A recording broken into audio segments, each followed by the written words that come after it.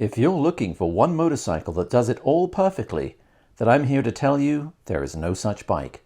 But if you're looking for the most versatile mid-size motorcycle, then the choice has never been better.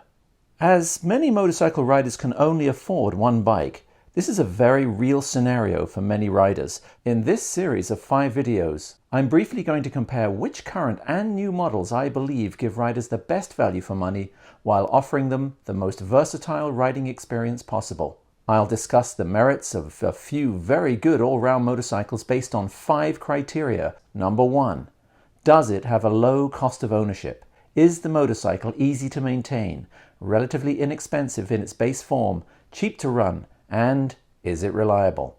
Number 2, is it optimal for all-weather daily commuting? Number 3, is it practical for long-distance touring? Can you carry luggage and travel longer distances or tour on this bike comfortably? How would it be for 2 people? Number 4, is it dirt-worthy for off-road? Is the bike really capable of light to moderate off-road use, perhaps even single track exploring in the backcountry? And finally, the 5th criteria, could you use this as a sporty road or even a track bike? Will the bike's performance keep you entertained and excited on the road or track? What I'm not including in this list is looks.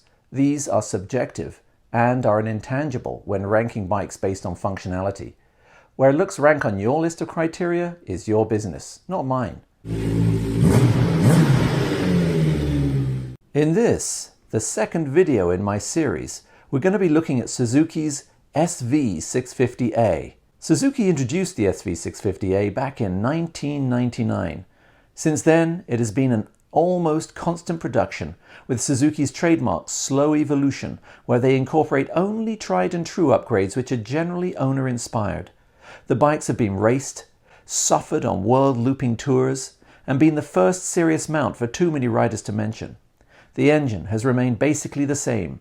The current model lost adjustability on the front suspension, but weight has gone down primarily because the tank size has been reduced. But through all of this, Suzuki's SV650 has had a large and loyal following, and there's a good reason for this. Our first criteria is cost of ownership. With 24,000 kilometer or 15,000 mile valve inspections and 6,000 kilometer or 4,000 mile oil changes, much like pretty well every other bike on this list, the SV650 is going to be cheap to maintain. With a rock-solid reputation for reliability and average fuel consumption of about 55 miles a gallon, it has a modest range of up to 175 miles or 281 kilometers per tank. An initial cash outlay of about $8,399 Canadian means it is more than a KLR 650, only slightly more expensive than Honda's CB500X, and much cheaper than 3 other bikes on this list. The SV650 is likely only more expensive to operate than the KLR 650 by dint of its slightly higher purchase price. All other things being equal, Suzuki's SV650 is incredible value for money when compared to most other bikes out there. Like the KLR, aftermarket parts will be comparatively cheap and readily available. The base SV650A is a naked street bike. While daily commuting is perfectly within its realm on fair weather days, it would be fairly miserable on wet or cold days, and there's little protection from the elements on this one. So, not the best for daily all-weather commuting. For the same reasons it is a poor all-weather commuter, the SV650 is a poor solo tourer compared with many others on this list. While the SV650 has been ridden around the world, it is not the first choice of many in this price range for long-distance all-weather touring.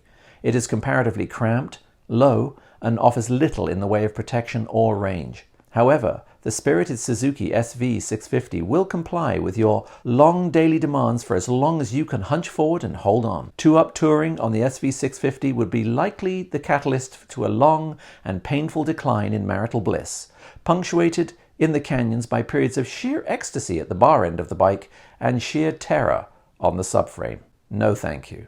Off-road use. Well, on the SV650, believe it or not, it has been done extensively, but that doesn't mean you should.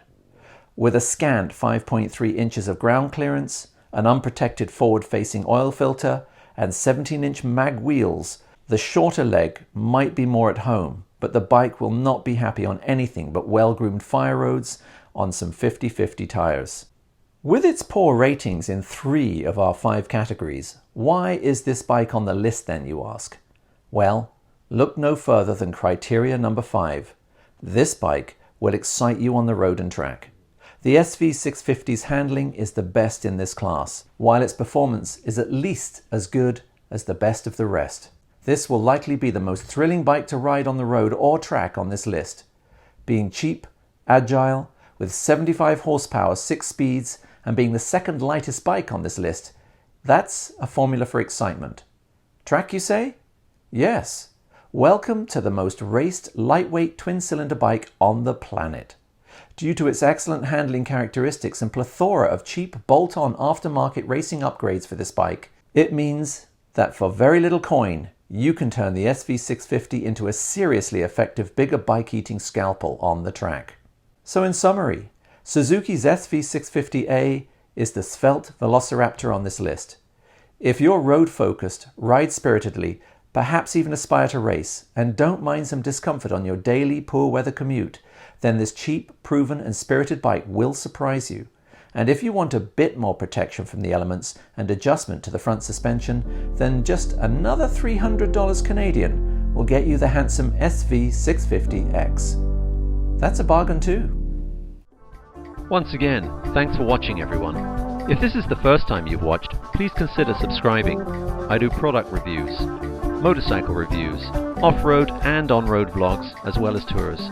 Don't forget to follow me on social media, that's Instagram, Facebook and Twitter, and to like, and especially, I'm begging you here folks, subscribe. This is the BlueMarbleRider, out.